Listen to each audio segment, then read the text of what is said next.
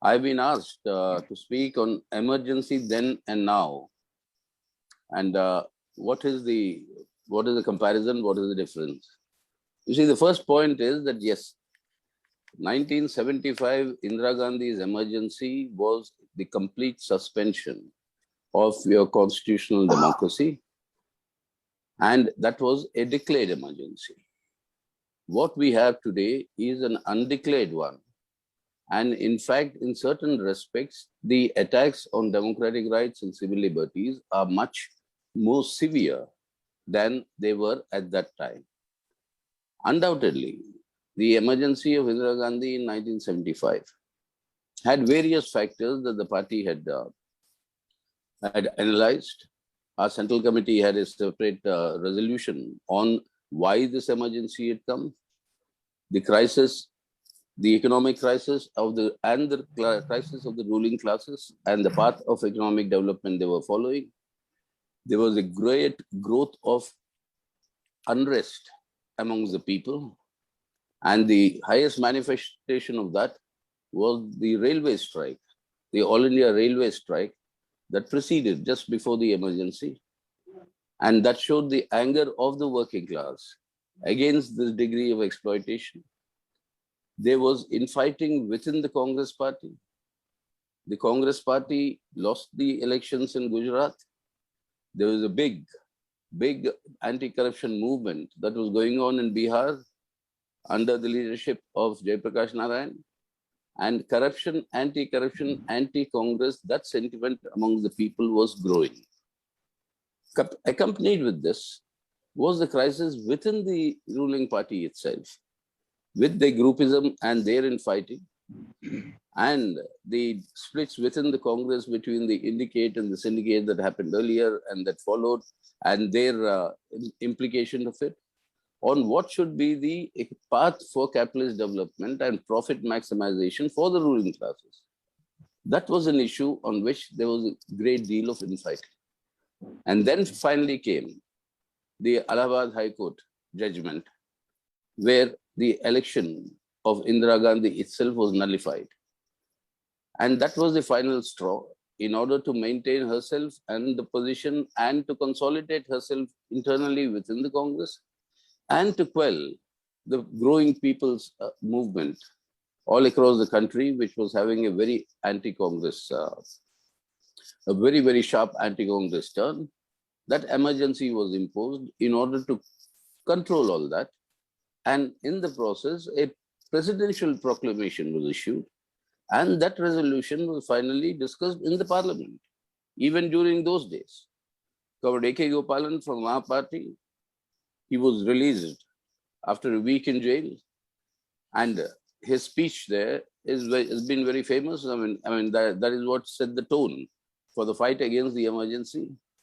And to my generation, when we were all students, that was the first attack on democracy, which we took it for granted after independence. And this was formally done through a resolution in the parliament. And this abrogation of all these rights, the fundamental rights, the suspension of the parliament, extending it for 6 years instead of 5, and the trampling on the state and the state assemblies, all this was accompanied by very severe censorship and draconian laws like the MISA, Maintenance of Internal Security Act, and the various other DIR, Defense of India rules. And under this, thousands of people were arrested, and particularly all the major opposition leaders. Our own party, more than 2,000 of our comrades were arrested. Party had to go underground, conduct the resistance, and that united people's resistance finally pushed the situation to a brink where Indira Gandhi was forced to call for an election. Of course, with the presumption that she is going to sweep it, which is what the IB reportedly then gave her the information. But nevertheless, once the elections were announced, there was a big national upsurge and for the restoration of democracy. And all of us know the history that happened later. Indira Gandhi was defeated, and all the laws that were promulgated, all the amendments that were made to the Constitution for declaring the emergency were all annulled, and we succeeded in establishing the democratic structures back. However effective, but they were back as law. But that was a big battle of the Indian people that was conducted against an official declared emergency. And you had press censorship of the worst variety. You had also his master's voice or her master's voice in terms of the then growing Doordarshan that was coming in, and then the entire propaganda machinery of the government. So, I mean, all this was there for about 21 months, and in the later stages reducing. And then you had slum clearances, forcible evictions of people, and forcible sterilization of particularly the minority communities in order to control the population. And with all these factors, that was something that the people of India rejected. What happened then was, and this is important to understand when we compare it with today, what happened then was that your constitutional rights and constitutional democracy was suspended. Because it was suspended, it could be restored. What is happening today with this undeclared emergency? Undeclared in the sense that it has not come through any official presidential ordinance or a proclamation or any resolution in the parliament. But in practice, what is happening today is not the suspension of our constitutional democracy and rights guaranteed by the Constitution, democratic rights, civil liberties, human rights. But what is happening today is the destruction of this very Constitution and its fundamental pillars. In that sense, though it is not a formally declared emergency, but the battle that is taking place today is a battle that has much graver implications for our country's future. Yes, that was a big battle that had to be won. That was won. Emergency was declared, Indira Gandhi defeated, different matter, she came back. And she came back as an MP from your state, where she contested the elections, and we were all making posters asking the people of Karnataka to defeat her. But then she was back in parliament, and then you know what happened after 1980, etc., etc. So the difference, the crucial difference between the two is that it's not an issue of declared, undeclared. What was suspended then could be restored.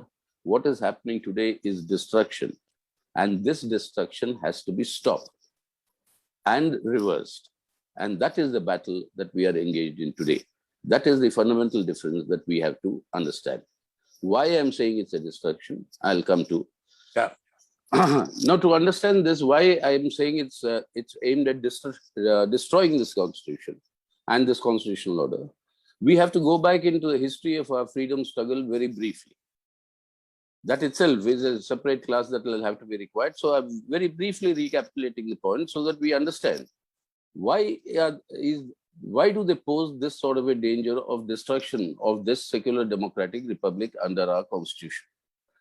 During the freedom struggle, three visions of what should be the character of independent India emerged. There's a long history to it. But these three visions that emerged, the leader of the Indian national movement, the Congress Party, recognizing the diversity and plurality of India, its multilingual, multi-religious, multi-ethnic, nature of our people, came to the conclusion that a future independent India can only be a secular democratic republic. Correct. The communist vision, the second vision, which argued saying that yes, it has to be a secular democratic India. On that, there's no dispute, but it cannot stop there. This secular democratic India will have to move towards socialism, towards giving actual economic equality to the people. What we need is not only political independence, but we need the economic independence of our people, and that is possible only when we move towards socialism, but only maintaining a secular democratic republic framework while pursuing economic policies that deprive people of their economic independence. That is more exploitation of the people through this capitalist path of development that the Congress party and the ruling classes were following. This will be destructive of the secular democratic republic itself. That was a warning communists gave then, and it's a warning that's valid even today. And that is because of this growing discontent amongst the people will be utilized by the reactionary forces for their objective, establishing their objective. And that is exactly what is happening today. As opposed to both these visions was the third vision. And this third vision argued that India, future of India, India's character, independent India's character, must be defined by the religious affiliation of its people. This had a twin expression. This vision had twins. One was the RSS propagating their understanding of what they call the Hindu Rashtra, and then Jinnah's Muslim League advocating an Islamic Republic. Now, this vision was directly opposed to the visions of the Congress and the left. And this was a vision because of which the partition of India had to take place, unfortunately.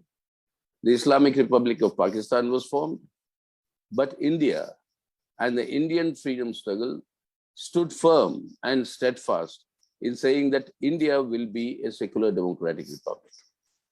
That is where the RSS felt that they were being betrayed. If Jinnah could get his Islamic Republic, why not a Hindu Rashtra here? And it was that the first victim of that anger, the major victim of that anger, communal riots were going on all over the place then. But the first major victim of that anger, the tallest of the leaders of the national movement, Mahatma Gandhi, was assassinated. And since then, after the RSS was banned, once India was declared independent, everybody thought that that danger was over. That was a very, very serious mistake. We were warning communists that that danger is not over, because what is the conception of the Hindu Rashtra, and which was later developed into Hindutva by Savarkar, Vinayak Damodar Savarkar, who coined this term Hindutva to say that in India, India belongs only to those people who are affiliated to religions born in India. He said your Matrubhumi, Pitrabhumi, and then he says your Punya Bhumi. Those whose Punya Bhumi, like Muslims and Christians who are outside of India, they are aliens. And he says Hindutva has nothing to do with Hindu religion. Hindutva is a political project. And this is what Golwalkar, then the chief of the RSS, also said, that Hindu Rashtra of theirs is that India will remain only a land for the Hindus, as it has always been, which is also a false claim. And therefore, all non-Hindus will have to live as second-class citizens under the tutelage and leadership of the Hindus. If they don't accept it, they'll have to be thrown away. And what will be the character of this Hindu Rashtra? Go back to the order prescribed in the Manusmriti. Go back to the question of your caste divided and Varna society, where on the basis of caste oppression, your social oppression continues. And through that, the oppression of Dalits, Adivasis, the women, etc. And on that basis of that, bring back the old order of the Manusmriti. And that is why it has a rabidly intolerant character and has a fascistic agenda of intolerance towards all non-Hindus. And this they very clearly articulated.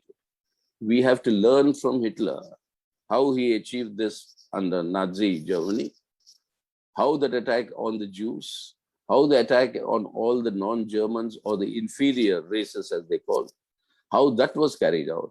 That must be the methodology we have to adopt. That is why when our party program defines this Hindu Rashtra as a fascistic project, a rabidly intolerant, totalitarian, fascistic project, It is this fascistic project, the word we use in our program. This is the meaning of this fascistic project. And after Mahatma Gandhi's assassination, when RSS was banned, it could not directly take part in politics. So Golwalkar was looking for the political arm of the RSS. That was first the Jansangh, that also has a big history. And then the later avatar is the BJP. So BJP is nothing but the political arm of the RSS implementing the RSS agenda of converting the secular democratic Republic of India, according to our constitution, into a rabidly intolerant fascistic Hindutva Rashtra. And that is why, to achieve that purpose, they require to destroy this constitution and its constitutional guarantees that it gives to the people, so that only through the destruction of this constitution can their project succeed of converting India into a Hindutva Rashtra. So that is the meaning of saying that their target is the destruction of our constitutional order. And that is the greatest danger we have as a modern secular democratic republic under a constitutional order. That is the threat that they pose. Now, if this has to be achieved, then every single foundational pillar of our constitution has to be undermined. And that is exactly what we are seeing with renewed vigor happening ever since 2014 and ever since Narendra Modi became the Prime Minister of our country, whose target, as announced by him, is by the time India reaches 75th anniversary of our independence in 2022, India would be, with declaration or without declaration, that Hindutva Rashtra, with the completion of the Ram temple in Ayodhya, with the building of the Modi Nagar or the Central Vista in New Delhi, and with the capturing of power administration by elections, manipulating elections, changing elections, defections, everything else, and gain electoral legitimacy for the destruction of this very constitution that gives the right for this electoral democracy. So that is why it is a very dangerous thing. So therefore, with this destruction in mind, the Indian constitution rests on 4 foundational pillars. These 4 foundational pillars are secular democracy, they are social justice, the third is federalism, center-state relations, and the fourth is economic self-reliance or economic sovereignty of our country and its people. Each one of them is now under tremendous assault during the last 7 years. Let's take economic self-reliance or economic sovereignty. The slogan Modi gives is economic self-reliance, Atmanirbhar Bharat. But the entire economic policies that are being forward is actually not economic self-reliance, but it is economic self-subservience to foreign and domestic capital. Everything is being privatized, as all of us know. Every rights of the working people are being trampled upon, like what happened with all the trade union rights and labor laws. Every area of our economy is encroached and handed over to private capital and corporates. Now the latest is the agriculture and the big farmers' struggle that is continuing for 7 months and more. And that is an indication of how they want to hand over our agriculture, our annadatas, our harvest to multinational corporations and to big Indian corporates for their profit maximization. Every single mineral resource, the mining of it is privatized. Every single public utility, except for air now, but even that is coming under pressure. Everything else is now has to be bought by the people. Every single water, electricity, everything else. And in this way, this privatization is completely destroying the self-sufficient basis of the Indian economy and people's rights to public utilities and public services.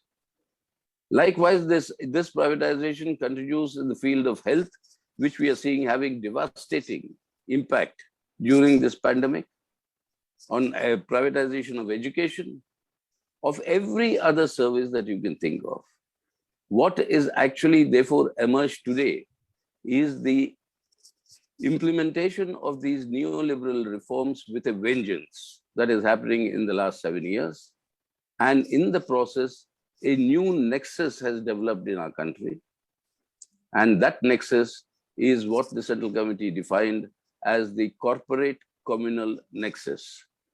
And this corporate communal nexus is breeding the worst type of crony capitalism and is breeding the worst and the highest forms of political corruption that the country has known. So that foundational pillar is being destroyed with this loot of our national wealth and people's wealth. National assets and people's wealth are being looted in order to achieve this purpose in the name of economic self-reliance. It's actually a subservience to the rule of capital with the emergence of this communal corporate nexus. Then take the other pillar of secular democracy. Secularism we have seen with this entire campaigns of hate, violence against the minorities. You've seen the manner in which the marginalization of minorities is taking place. This is the first time in India's history that a ruling party in the parliament, in the Lok Sabha, does not have a single Muslim MP. The first time in assemblies like in Uttar Pradesh, where the ruling party does not have a Muslim MLA. The marginalization of the Muslims, the marginalization of the religious minorities, that is proceeding in a big way, along with the campaigns of hate, violence. And this is undermining the foundations of secularism. Democracy. You see today, even Modi tweeted, say we cannot forget 21 months of emergency. 34 months, the Bhima Koregaon detainees are under UAPA, under this Modi government, without a single charge being proved or even heard in the courts. Likewise, any dissent of this government is termed as anti-national and arrested under UAPA and Sedition Acts.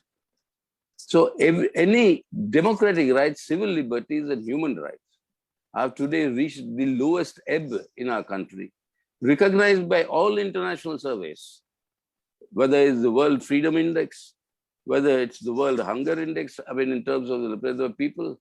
In every single index, we are in fact today called an electoral autocracy. India has been reduced to an electoral autocracy. The destruction of democracy, secular democracy. Then on social justice, you've seen this horrendous, brutal gang rapes of Dalit girls and their murders. You've seen the manner in which the social prejudices against the Dalits and the lower caste has increased tremendously during these 7 years, and how they are targeted by the ruling parties and particularly the BJP, wherever is ruling in those states. Likewise, Adivasis, after a long bitter fight, we got the Forest Rights Act. That is being completely and thoroughly undermined. Your sub-plans for the Dalits and Adivasis, they are not functioning. They're not existing now. And women, the worst atrocities on women have grown during this period to the extent that there's a dehumanization of our society that is taking place. So the social justice, instead of achieving or moving towards social justice, we are having the social injustice is growing very rapidly. And center-state relations, federalism, with the GST, whatever little rights that the states had to raise resources to meet their own promises, state governments' promises to their own people, those rights have just been vanquished. Even the legitimate dues for the states, GST dues, are not being paid by the center.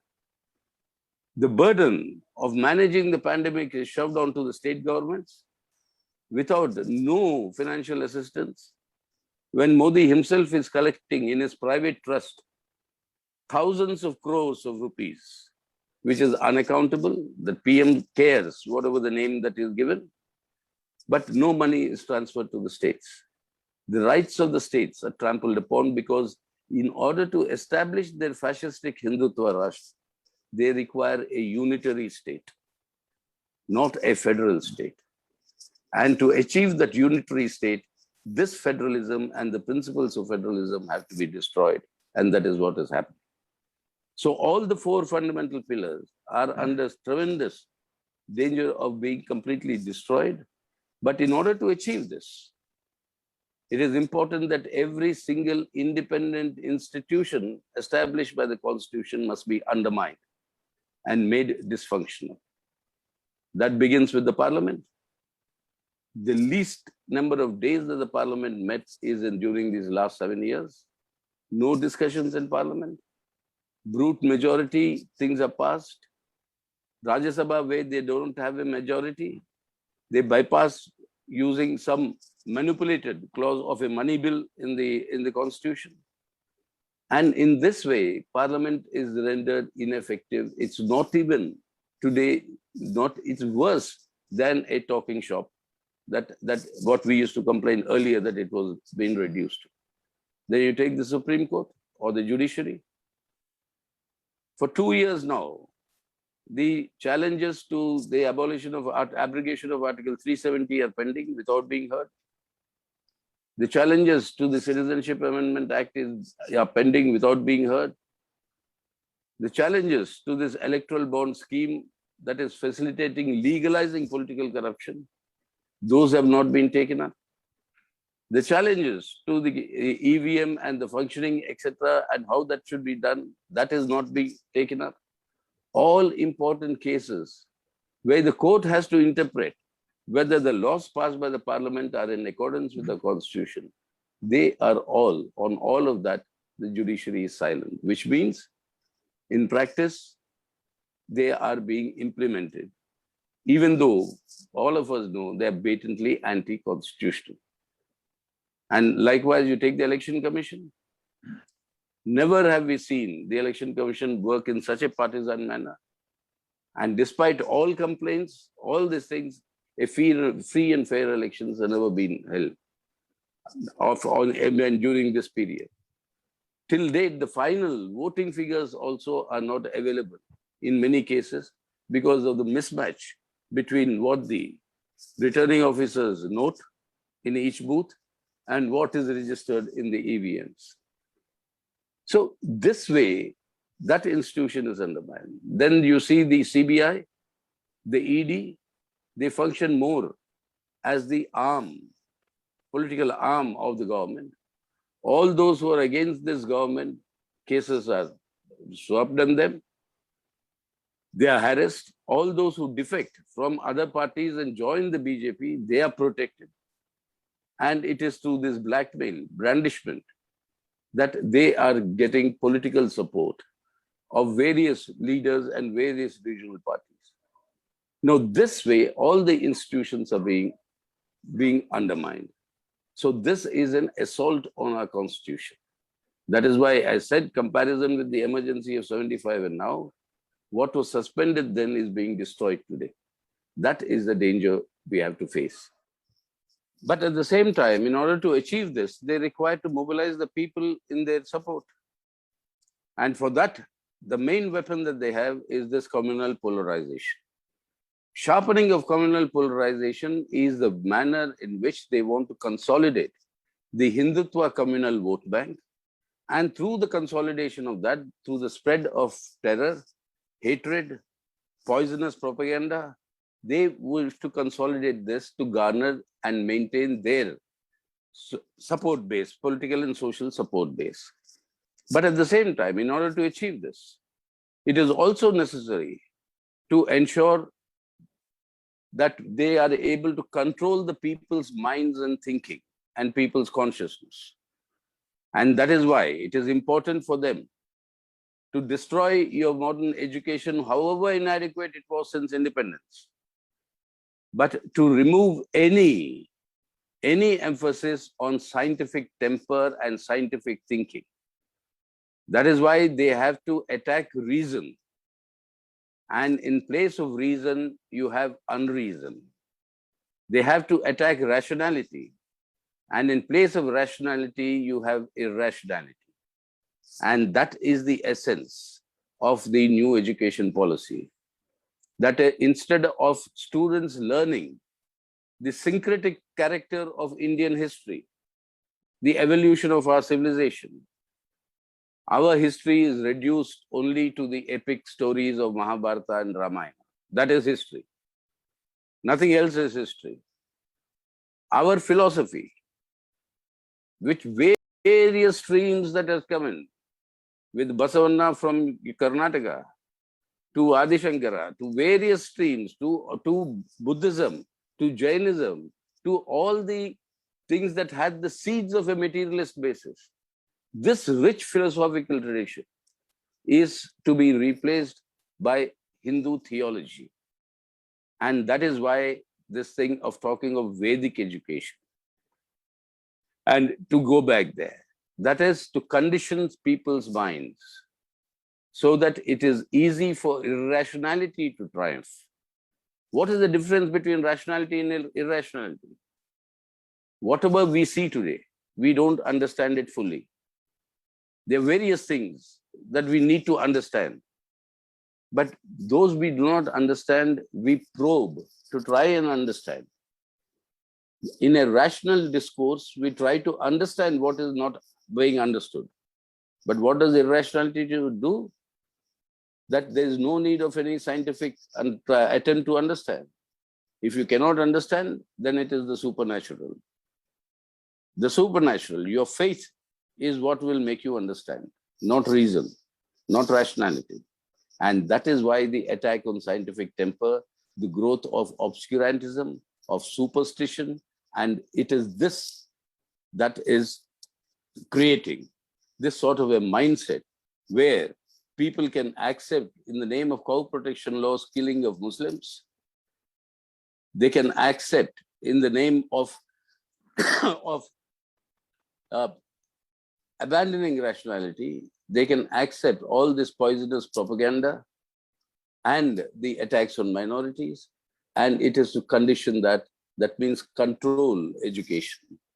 So the sum total of all this is that the destruction of our constitution, the destruction of our independent constitutional institutions, the destruction of the constitutional guarantees for individual freedom, human liberties, democratic rights, and civil liberties, and the destruction of the right to expression.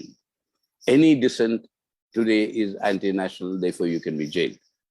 So that is why, as our 22nd Party Congress identified, for us to achieve our revolutionary objective of moving towards a people's democratic revolution, it is essential that this constitution be preserved and improved so that these guarantees can be utilized for our class struggles and our movements.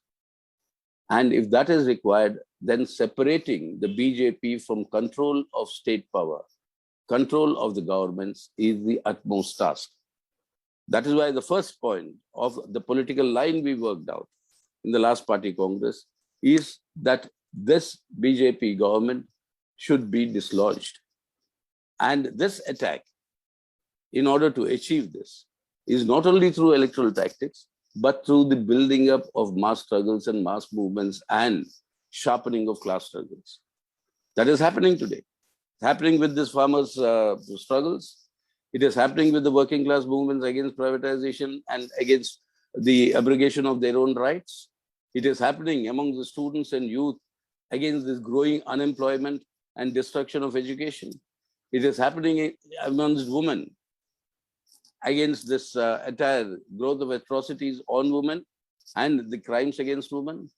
It is happening with the unorganized workers and with the big Anganwadi Asha worker movements.